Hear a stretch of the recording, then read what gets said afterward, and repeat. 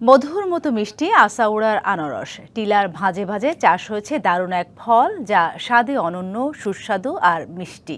স্বাদ ও বৈশিষ্ট্যে একেবারেই ব্যতিক্রম।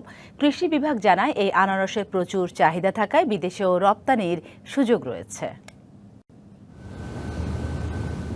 সুনামগঞ্জ সদর উপজেলার সীমান্তবর্তী পাহাড়ি জনপদ আশাউড়া। টিলা জুড়ে যতদূর চোখ যায় শুধু আনারসের ক্ষেত। আশাউড়া আনারসের সবচেয়ে বড় বৈশিষ্ট্য এর স্বাদ। কম আঁশ, রস বেশি। একবার খেলে মুখে লেগে থাকে এর মিষ্টি স্বাদ। যুগ যুগ ধরে স্থানীয় কৃষকরা চাষ করছেন এই জনপ্রিয় ফল, যার নাম যশ রয়েছে সারা দেশে। দূর দূরান্ত থেকে ক্রেতারা ছুটে যান এই আনারস কিনতে। যে বাজারেই নেই, আশাউড়ার নাম শুনলে কাস্টমার গ্রাহক পাগল হইয়া ধরে। অনেক দূর থেকে মানুষ আয়, আশাউড়া আনারস খায়, তারা ভালো পাইছে কারণে খায়, কেউ খাইতেছে, খাইয়া নিতেছে।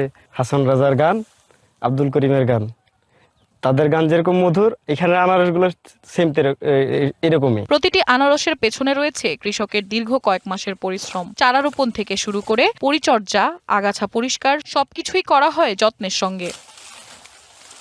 দেশ জুড়ে যে কোনো কেনাকাটায় 10,000 টাকার বেশি অফার, তাই পেমেন্ট মানেই বিকাশ।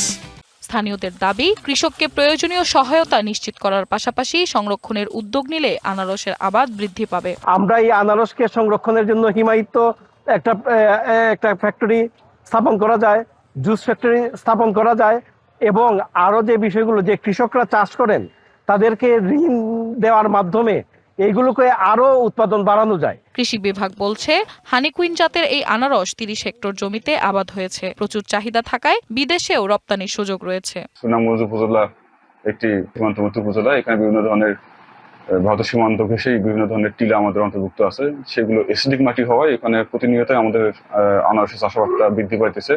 এবং হানিকুইন যে জাতটা আছে, এটা অত্যন্ত মিষ্টি হওয়ার ফলে এটার চাহিদা দিন দিন স্থানীয়ভাবে যে চাহিদাটা বাড়তেছে, পাশাপাশি আমরা এখান থেকে সিলেট বলেন, ঢাকা বলেন, এখান থেকে আমরা এক্সপোর্ট করে থাকি।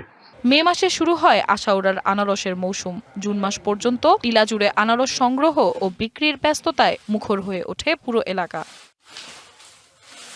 DBC news desk.